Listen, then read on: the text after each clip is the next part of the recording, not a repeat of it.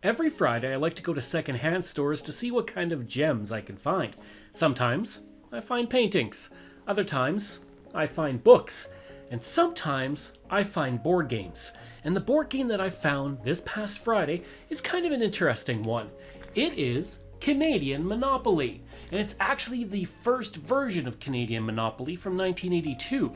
Now before this, they typically did have Canadian Monopoly, but it was just the Monopoly game, and it just had Canada on it, and often it was bilingual. So I decided to dive into this and see exactly what made it Canadian Monopoly. And the first thing you notice is that the board is made up of properties within Canada.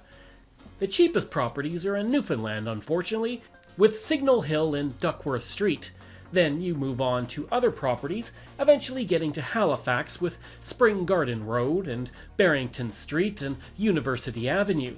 As you round the corner, you start to get to properties in Toronto like Bay Street, and it's kind of odd where Bay Street is placed as it's the financial hub of Canada. And then you move on to places like Winnipeg with Portage and Maine.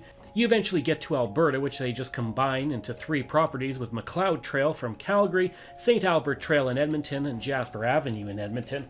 And eventually you get to the very expensive properties, which naturally are in British Columbia, with Douglas Street and Granville Street. And apart from that, there really isn't much to make this Canadian. In fact, it's kind of odd because at times you're paying doctor fees when, well, we all know in Canada, we have universal health care. Now, I don't know if it was just the board that I had with missing pieces, but the game pieces were just Monopoly pieces. The only thing that was even remotely Canadian was our national animal, the beaver.